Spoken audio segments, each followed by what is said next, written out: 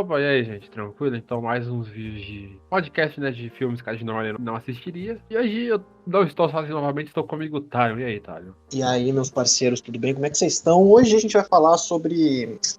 Não é sobre nada muito mainstream, né? Mas eu acho que é mais conhecido do que o que a gente já falou, né? Tirando o Perfect Blue. Hoje é a vez de Tekken Cricket. Eu gosto de falar assim, Tekken Cricket. É mais legal, é mais pogger de falar. É um filme conhecido e tem um mangá de Tekken Cricket que foi publicado aqui no Brasil pela Devir. E acho que você acha, às vezes, com promoção na Amazon, ou tipo, Shopee, esses negócios você acha. Mas Tekken Cricket é do que o filme? O Tekken Cricket, ele basicamente fala, né? São dois garotos órfãos que vivem em uma cidade que é dominada por gangues e eles querem ser os donos da cidade, entre aspas, mas na verdade, ao longo da história a gente descobre que existe um motivo para isso, né? Que a gente vai dissertar ao longo do episódio. Mas também é importante salientar que o que pega a grande questão, né, dessa história, o que prende a gente, não é nem o fato da história ter aparentemente uma premissa simples, mas sim o fato de que a ambientação que ela se passa dentro daquilo que é colocado como proposta no live action, cara, é extremamente bem feita, e isso enriquece a trama porque a ambientação é importante porque a história quer trazer. E ela não fica sendo expositiva o tempo todo. A gente entende o porquê que os meninos vivem naquela situação e o porquê que eles têm e querem seguir esses objetivos. Acho que isso é uma coisa que muita gente de primeira, né, não vai perceber, talvez, ou talvez, assim, eu vi pouca gente, pelo menos na internet, se ligando nisso, mas as pessoas falam muito sobre o quão bonito é esse anime, mas não tanto o quão efetivo a beleza desse anime é para contar a história do mesmo, né? Então, basicamente tem um plot bem simples, mas ele vai se afunilando para algo muito mais interessante do que parece ser, porque é justamente para mim essa é a característica das histórias desse autor, que para quem não sabe é o mesmo de Ping Pong, né? Esse filme ele justamente traz, né, justamente o que para mim é uma das identidades do Matsumoto, que é justamente o fato de histórias aparentemente simples terem roteiros e construções de personagens tão belas, né? Isso acontece com Cricket, aconteceu com Ping Pong, aconteceu com Sunny. Então eu vejo que a essência do que o Matsumoto quis passar no mangá dele, eu ainda não li o mangá de Tekken Cricket, eu vi alguns quadros e tal, foi transportada de uma forma muito interessante para a animação e foi acrescentado o elemento chave que é justamente o fato da ambientação ser ainda mais rica do que é no mangá, por uma questão mesmo orçamentária, né? Não teria como se fazer a ambientação tão rica quanto essa nos quadros limitados que o mangá traz, mas o Matsumoto faz muito bem desse jeito. E, cara, é o tipo de obra que não foi adaptada por ser adaptada, né? Apenas por ser do Matsumoto. Foi algo que foi feito com muito carinho e muito cuidado, né? E foi se pensado de que faria sentido fazer uma adaptação em anime justamente pelo que se poderia acrescentar na obra como um todo. Então eu gostei bastante, Eu gostei bastante dessa animação. Dos filmes que a gente assistiu, esse aqui é um dos mais divertidos, porque sempre acontece coisa na tela. E o filme é bem colorido também, então não fica tão chato de assistir, porque é sempre coisa. É os meninos pulando, os meninos se batendo, a gente se matando, ou os caras voando, sabe? Ele é bem colorido e sempre tem muita coisa na tela, sabe? Não é tão carregado e tão chato de assistir. Sendo bem simplista aqui, a gente, cara, pode trazer, a gente pode até colocar aqui, justamente essa é uma opinião bem simples, né, que a gente sempre traz aqui em todos os programas, mas é justamente para reiterar que quando uma história é muito parada, ela não é tanto do nosso agrado, mesmo que isso enriqueça a trama para que ela seja contada daquela forma, né? Mas, quando algo é movimentado, como tem com o Cricket, e ele é rico em ambientação, roteirização, enfim, né? Torna a nossa experiência pessoal muito mais agradável porque é algo do nosso gosto. Então, eu posso dizer assim que esse foi um dos filmes que a gente realmente se divertiu. Acho que eu posso dizer que até um determinado ponto onde as coisas começam a ficar um pouco mais confusas, mas aí a gente vai dissertar sobre isso também. Mas assim, muito bom filme no geral. Não tem como eu reclamar, pelo menos, do ritmo dele, porque acho que seria injusto com o que ele traz, né? Ele faz jus ao que é o Matsumoto para a indústria de mangás, porque ele é um cara renomado. E fizeram uma puta adaptação de Tekken Cricket. Não tem nada a desejar, porque a gente não leu o mangá, mas se for desse nível pra melhor mangá, então indiscutivelmente é uma boa adaptação de Tekken Cricket, eu acho. Eu acho que os mangás e as animações né, adaptações do Matsumoto são uma boa porta de entrada para quem quer acompanhar mangás mais cultos, porque elas são aprazíveis para quem não está habituado a esse tipo de narrativa. Eu acho que o Matsumoto consegue fazer meio que um balanço entre profundidade e dinamicidade nas histórias dele. Pelo menos as histórias que eu li do Matsumoto, em nenhum momento eu fiquei me sentindo completamente entediado pelo ritmo da história. Talvez pelo plot que ela busca oferecer, sim, né? Aconteceu com Sunny isso. Eu fiquei um pouco entediado em alguns momentos, mas não por ser monótono, não por ser chato de ler, não por ser nossa, nada acontece, feijoado. Não, é carregado de muita coisa, sabe? Uhum. E assim, se eu fosse recomendar uma pessoa para entrar nesse mundo, seria justamente pelo Matsumoto. E pra você ver como que é uma adaptação realmente decente que respeita a obra e seu autor, tá ligado? Não é aquelas adaptações simplesmente cagam com tudo, cortam tudo. Tipo Tokyo Ghoul, que é uma adaptação porca e corta literalmente tudo que precisava, que tem no mangá de importante. Aqui não. Aqui é uma adaptação boa, decente, que respeita o autor. Basicamente, assim, eu acho que a animação ela complementa a obra do Matsumoto, porque ela não foi feita só de forma mercadológica, ela foi feita também com um teor artístico muito carregado, né? O objetivo realmente era fazer jus a uma obra grandiosa como as do Matsumoto são. E aí, nesse sentido, você pode entender que a ambientação do anime não só poderia ser feito no anime. A dinamicidade da fluidez dos traços dos personagens só poderiam ser feitas e transportados se a obra utilizasse da forma correta dentro da adaptação, né? Isso é muito importante salientar, porque muitas adaptações são feitas porque o mangá vende bem, é isso aí, acabou, foi feito, show, vendeu, bacana. Essa não, essa foi feita por um motivo, porque não funcionaria de outra forma senão um longa, né? Por exemplo, poderia ter sido feito em forma de anime? Poderia ter sido feito em forma de anime. Não foi por uma escolha, imagino que uma escolha, não sei se o Matsumoto participou dessa escolha, mas por uma escolha definitivamente da direção, e eu acho que foi assertivo, sabe? Porque Tekken Cricket funciona como um filme só, e acho que uma série tiraria a magia que traz Tekken Cricket, justamente essa construção da cidade, a construção dos personagens dentro da obra. Isso tudo é complementar ao que acontece no mangá e faz com que a experiência se torne muito mais enriquecedora do que ela normalmente foi concebida para ser. Pelo menos me atraiu muito mais a animação do que o mangá. Não, me atraiu legal, porque, assim, a única obra do Matsumoto que eu consumi foi Ping Pong. Que com todo respeito, eu achei chato do começo ao fim. A animação pode ter melhorado? Pode, mas eu não vi. Aqui, pô, é igual que eu falei antes. Não é chato, é legal do começo ao fim. Não sei se eu vou ler o mangá, mas o filme me ajudou muito a gostar mais do Matsumoto do que. Porque antigamente eu não ligava tanto, mas depois de assistir Tekken Cat eu me respeito mais o Matsumoto, sabe?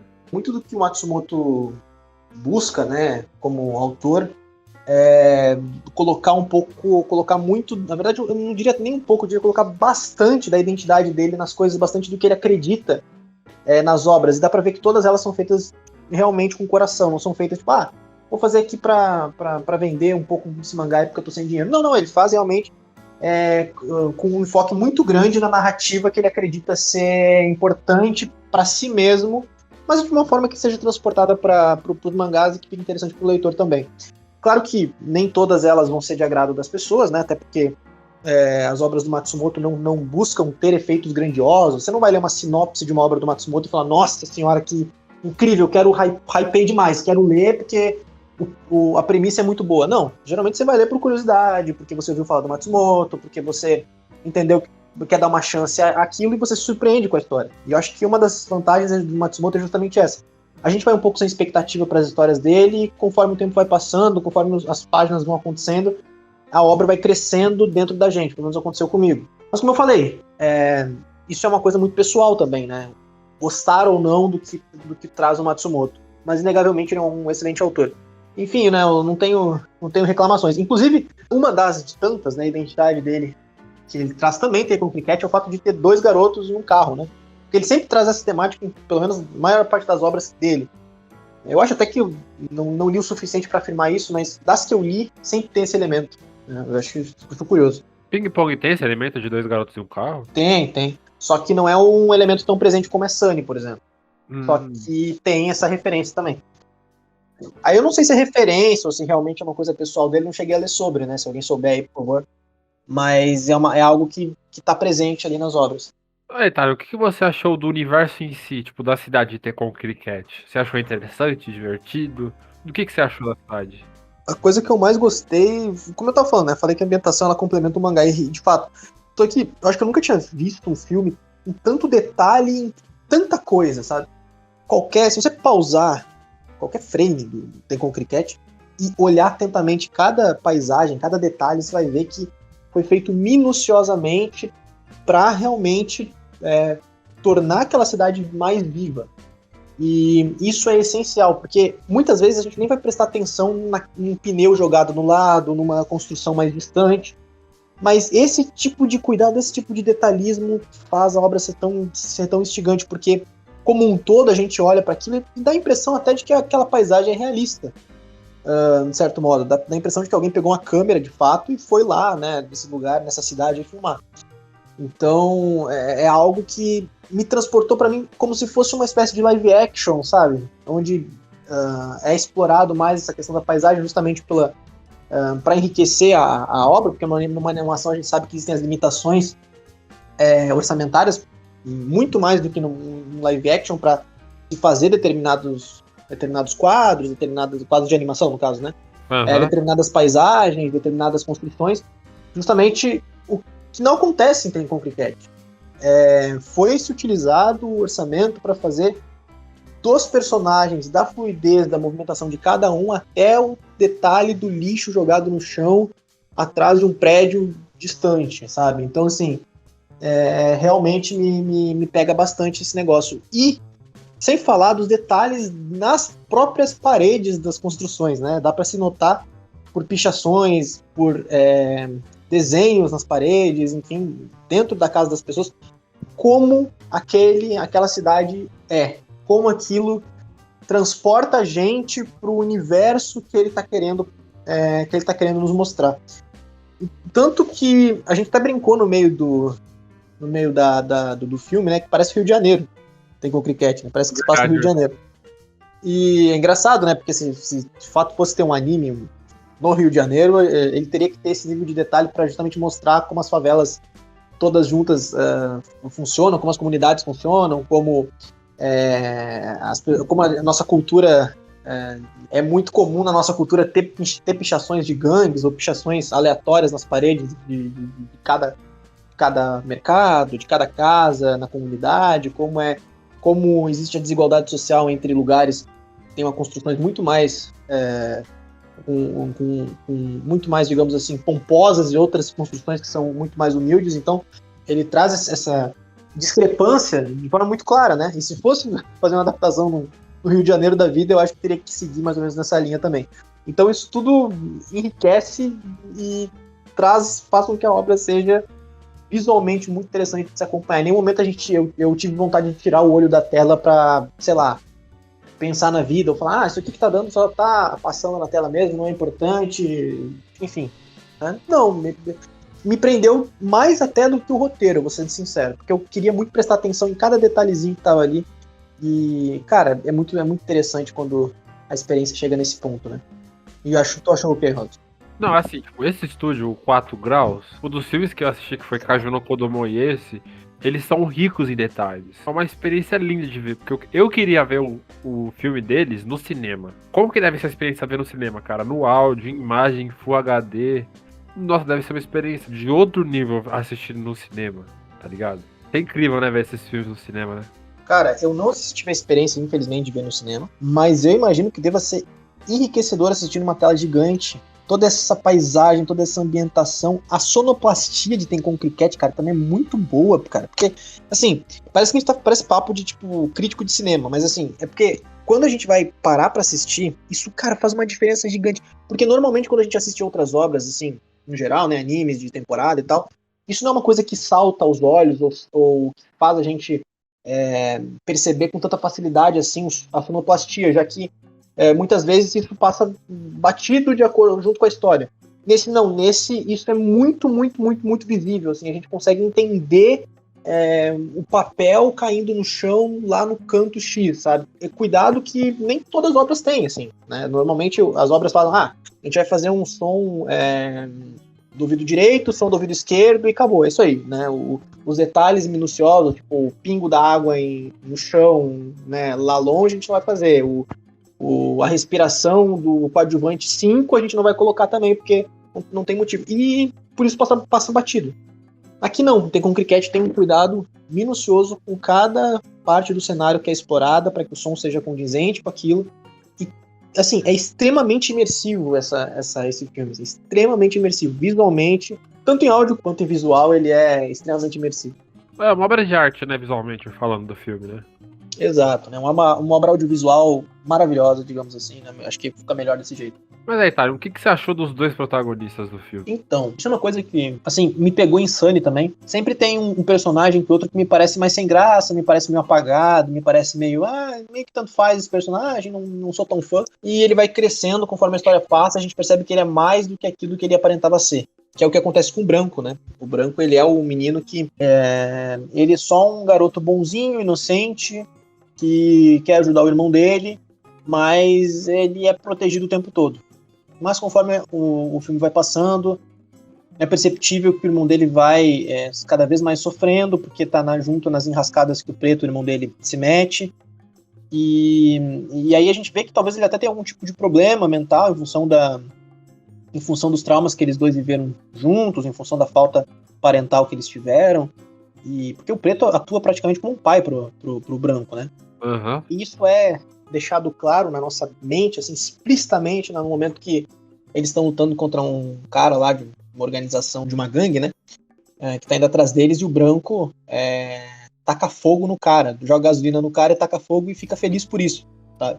Sem muito remorso no coração, assim, coisa que até aquele ponto a gente não esperava que ele fosse fazer.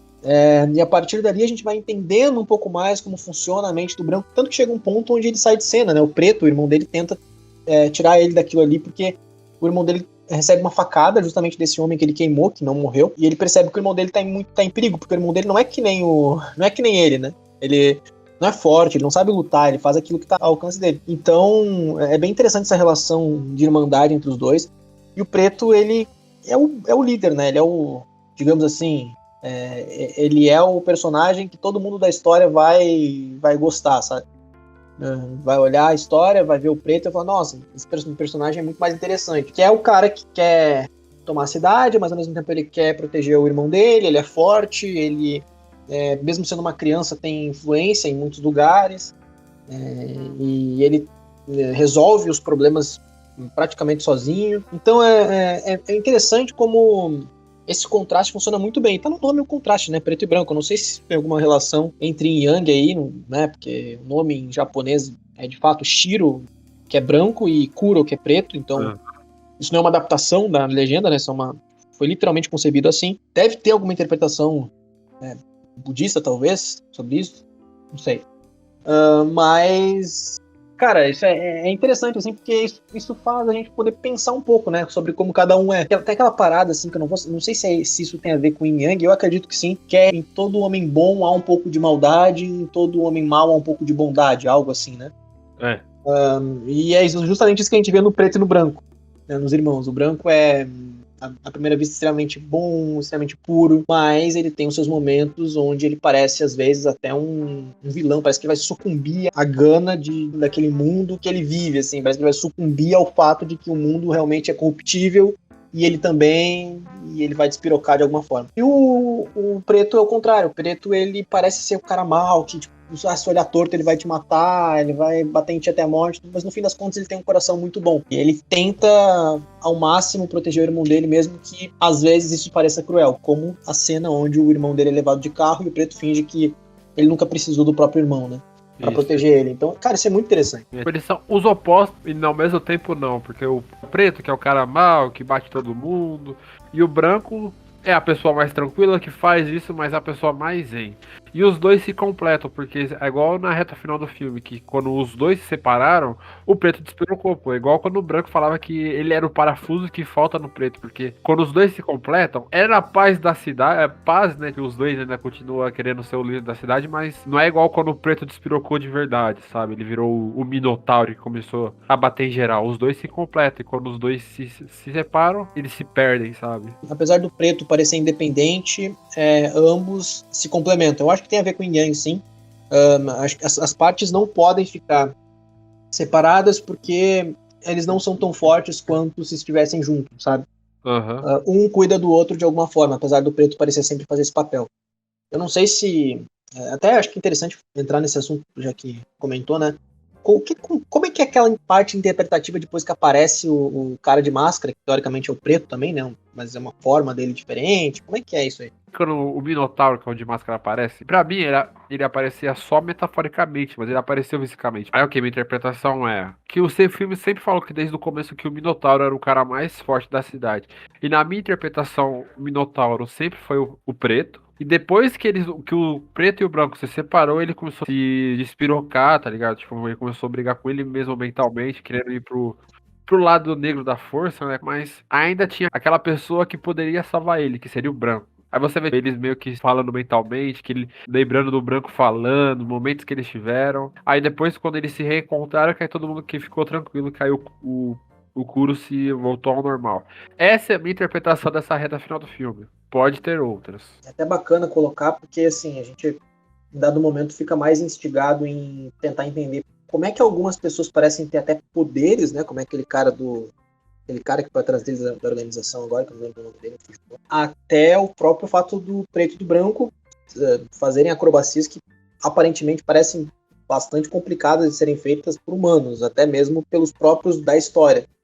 Então, eu acho isso muito interessante, porque a um primeiro momento parece que esse vai ser o foco, mas logo depois ele transfere para algo mais metafórico. E aí eu queria também perguntar para ti, né? Qual que é a tua interpretação disso? É isso que era meu problema, porque eu pensei que esses poderes eram metaforicamente, sabe? Só que, não, eles existem mesmo no mundo. Então, existe uma organização que trabalha nessa parte de evoluir seres humanos, igual aquelas três pessoas fortes, sabe? Então, pra mim, eu pensei que era metaforicamente, mas não, eles existem mesmo. Eu achei essa parte estranha, sabe? Não sei o porquê. Obviamente é estranho, né? Porque é o mundo normal, né? Com jovens, com pessoas trabalhando normal. Aí tem pessoas yakuzas normais. Do nada aparece esse cara com superpoder voando. Que é isso, velho? Precisava ter isso na história? Então, eu acho que tem uma interpretação ali no meio, dá para tirar uma parte, uma interpretação até um pouco metafórica disso, mas eu acho que o principal do filme não é fazer com que a gente foque nisso, né? Acho que isso é só uma forma de representar como aquele mundo funciona, né? Como aquele mundo de gangues funciona, onde o mais forte domina.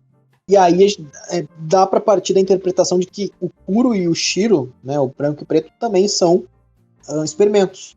E que de alguma forma eles conseguiram escapar, porque em nenhum momento é apresentado os pais deles, né? E assim, apesar de eles serem órfãos, nunca é explícito, né, como os dois pararam onde pararam, como eles sobreviveram até agora, sabe? Como eles conseguem fazer as acrobacias que fazem, como eles têm essa conexão que parece até um pouco anormal, né? Sobre precisarem intrinsecamente um do outro, onde o branco até chega a ter dor de cabeça, surtar quando não estão próximos. Então, eu acho que isso até fica um pouco mais explícito quando o próprio preto vira um minotauro, né? Meio que como se fosse uma outra consciência dele ali no meio. Então, porque o anime já começa desse jeito, né? Com eles falando que foram concebidos de uma forma diferente. Teve todo uma introdução explicando que parecia que não ia tratar sobre seres humanos normais, sabe? Parecia que ia tratar sobre mutantes, por exemplo. Então eu acho que esses irmãos, eles eram modificados, sim. Eles tinham algum tipo de habilidade diferente dos demais. Eles eram especiais por algum motivo. E por isso eles eram tão temidos pelos adultos das gangues lá. Né? Por isso que eles conseguiam bater de frente com os caras, e pô, eles pulam janela, quebram vidro, caem de alturas absurdas e não acontece nada, né? Então, isso obviamente é proposital, né? Não é um erro de roteiro ou uma coisa do tipo, na verdade é feito para ser assim.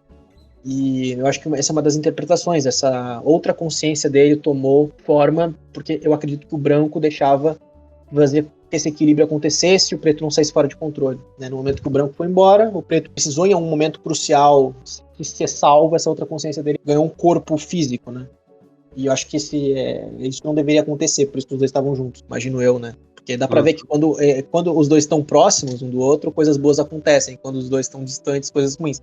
O branco tomou uma facada, o preto foi quase corrompido pelo Minotauro. Eles têm que ficar juntos, porque um completa o outro. Se eles se separam, começa a dar merda. É igual o Yin Yang, né? Que você não pode separar. Exato. Que deve ter um significado budista que eu não entendo. Estou tentando entender essa parte do Yin Yang, sabe? E agora, chegando no final, o que você achou do filme como um todo, como um geral? Como eu falei anteriormente, eu gostei bastante do filme. Eu não vou mentir que quando chegou na parte do Minotauro, eu me distraí em alguns momentos, assim, porque começou a ficar bem metafórico a coisa, começou a ficar bem interpretativa. Eu acredito que uma segunda assistida faria eu ter uma compreensão melhor sobre aquilo. Mas eu dei uma viajada, assim, no meio, não porque eu estava me distraindo, mas porque o próprio filme acabou me tirando um pouco dele mesmo, justamente por essa parte muito mais interpretativa, né? Aconteceu um pouco comigo com o Tenchi no Tamago, aconteceu um pouco com o Kaiju no Kodomo, e, enfim, aconteceu com o Tekken Cricket. Então, essa parte mais metafórica, eu vou ser sincero que eu acho que me pegaria mais numa segunda assistida. Acho que em um primeiro momento, assim, é um pouco difícil pra mim dizer a minha experiência nessa parte. Mas, como um todo, cara, me prendeu do início ao fim, no sentido de eu realmente querer saber um pouco mais sobre a história, eu realmente estar disposto a assistir o filme, eu estar disposto a querer pausar em alguns momentos pra ver detalhes da animação, para voltar outros momentos para ouvir o áudio melhor. Então, eu tive uma experiência bem positiva, daria uma segunda chance, assistiria novamente, porque eu acho que vai enriquecer a minha experiência. Claro, uma das coisas que a gente até falou, né, é a duração do filme. O filme dura 2 horas, né, de filme. Por uma animação é até um tempo considerável, né, já que animações geralmente duram em torno de 1h30, 1 hora e meia, e essa animação não, ela dura 2 horas. Que eu achei um pouco longo, isso talvez é até um pouco cansativo, mas eu achei que seria chato. Eu achei que seria cansativo e chato. Mas não, é cansativo no sentido de que chega um ponto onde tu já assistiu 1h40 de filme, 1h30 de filme, e começa uma parte metafórica e teu cérebro, pelo menos pra mim aconteceu isso, né? O meu cérebro já estava cansado de prestar tanta atenção, porque é tanta coisa na tela, né? De prestar tanta atenção, que eu acho que isso prejudicou a minha experiência no final. Mas como eu disse, isso é uma coisa bem pessoal minha. E eu assim, não vou dizer que eu diminuiria a duração do filme, porque eu acho que uma das belezas do filme é justamente essa, ele ter essa duração para construir os personagens e a narrativa aos poucos. Mas eu talvez preferisse me prendesse mais esse filme se fosse mais curto. Mas eu gostei muito. Eu não achei ruim, não achei fraco, nem nada do tipo. É só um detalhe pessoal mesmo.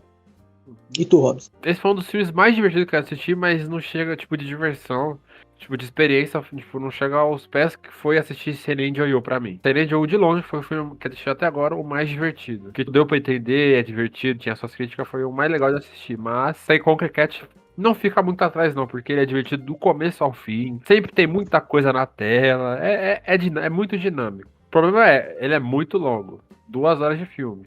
Você tem que guardar, tipo, seu tempo de 2 horas pra você assistir, sabe? Mas é uma boa experiência pra assistir. Eu recomendo todo mundo assistir. Acho que talvez até estando na vibe, tô com tempo, não tô com pressa, tô muito afim hoje de ver uma coisa diferente, eu acho que vai deixar a experiência melhor também do filme, né? Então, a gente tá salientando aqui a nossa experiência pessoal no momento que a gente assistiu. Então, de repente, talvez pra você esteja num momento aí onde, sei lá, tá muito tranquilinho em casa, quer assistir o filme, é muito curioso, e torna a tua experiência muito melhor do que a nossa, né? Pode acontecer. O do Matsumoto, eu só consumi Ping Pong. Foi uma obra que eu não gostei, porque a maioria das coisas que falou lá eu não entendi, tá ligado? Ping Pong pra mim é uma obra que tanto faz pra mim. Mas tá, já que você consumiu mais obras, o que você consegue comparar de Tekken Crash com as outras obras do autor? Eu vou tentar não ser repetitivo aqui, falar novamente sobre a construção de personagem, etc. Eu vou tentar falar mais sobre a parte interpretativa do que ele traz. Como, digamos assim, lição de moral, talvez. Não sei se essa seria a palavra correta, o termo correto, lição de moral. Mas o que ele traz pra gente refletir. Dentro do Tekken Cricket tem subtemas, né? Que não são tratados com tanto afinco. Como desigualdade, pobreza, dificuldade das crianças de sobreviverem sozinhas numa cidade como aquela, fala sobre política também, religião. Esses subtemas todos, eles podem ser dissertados e falados em uma conversa sobre Tenkon Cricket tranquilamente, porque a animação, né, traz isso como um elemento importante para a história. Só que ela não fica focando neles com afinco, ela foca no plot principal, que é dos irmãos, gangues, aquela parada metafórica das habilidades. E isso fica de lado, se a gente não fica prestando tanta atenção assim nos detalhismos que a obra traz. E isso tem todas as obras dele. Sunny, Ping Pong, o próprio Tenkon Cricket, que é justamente temas tecnicamente simples, começam sem muita aparentemente pretensão, mas que vão evoluindo para diálogos e ideias mais profundas e acabam transportando a gente para um universo e acabam fazendo com que a gente consiga aprender enquanto a gente assiste, né? É um tema que me pegou muito, por exemplo, em Emanon, que é um mangá, né, chamado Emanon, não sei se vocês conhecem, se alguém conhecer aí, por favor, comente. Onde aparentemente o plot não é muito grandioso, mas a discussão que é trazida durante a obra faz com que ela fique muito enriquecedora, mesmo que essa discussão não faça parte da ideia principal ali da trama. Então eu trago isso como um valor muito forte nas obras do Matsumoto e é uma das razões de eu gostar de consumir obras dele. Claro, longe de ser meu autor favorito, né, não é o meu estilo, mas tem um valor pessoal, sabe, do que ele traz, assim. Existe um valor pessoal naquilo que ele traz, não é vazio, não é qualquer coisa. Então dê tchau pra galera aí. Eu quero agradecer por mais um episódio, né, espero que vocês tenham gostado, a gente tá, obviamente, tentando trazer aí esses filmes, acho que até o saldo tá sendo até positivo, né, porque eu acho que a gente não gostaria mais do que estamos gostando. Assim, eu vou ser sincero, eu tava com expectativa bem baixa pra todos os filmes que a gente foi assistir e eu fui surpreendido positivamente pelo menos 2 ou 3 deles, vai. O que é mais do que eu achei que seria. Uhum. Ainda tem um tanto pra gente assistir, né? Estamos, inclusive, vendo um que eu acho que não sei se vai superar a nossa expectativa, não. Nossa senhora, esse vai ser, acho que, polêmico, viu? Esse eu acho que não vai, eu acho que não vai superar a nossa expectativa, hein? Mas vamos ver. E só que tem com Cricket superou, né? Eu achei que seria bem chato, mas no fim das contas não. Eu achei que seria bonito, mas chato e não é. Então, cara, eu tô gostando, espero que vocês estejam também, né? A gente tá tentando aí filosofar, porque não é nosso forte, não é o foco do canal, a gente quer tentar fazer uma coisa mais simples, porque a gente também não é essas pessoas que assistem obras assim mais cultas e cheio de profundidade, consegue trazer interpretações ricas do que o texto coloca, então a gente tá tentando fazer de uma forma mais pessoal isso, né? É que assim, a gente começou a jornada falando, mano, e se a gente começar a assistir filmes mais cultos, né? Todo mundo fala. Porque eu pensei que a gente não ia aguentar, não. Tinha tipo 2, 3 filmes a assistir. Só que não. Agora que a gente começa a entender do porquê esses filmes são tão aclamados. Porque esses filmes são cheios de. Eles são ricos em conteúdo, sabe? Ele não é aquela casca vazia que a gente tá acostumado a assistir, que igual o Solo Leveling, que a gente gosta, é só porradinha e foda-se, não tem tipo desenvolvimento de ninguém praticamente. Aqui não. Aqui tem críticas, a animação são belas. Todos os filmes que a gente assistiu são lindos, maravilhosos, sabe? Tá sendo uma coisa legal de acompanhar. Vamos ver se a gente tanca até o final desses tantos filmes e um anime que a gente tá vendo aí que vai causar polêmica, eu acho. Ou não, né? Vamos ver se a gente vai gostar ou não até o final. Então é isso, gente. Muito obrigado por quem ouviu, né? Se curtir, deixa o like, compartilhe se puder. E se cuida, galerinha.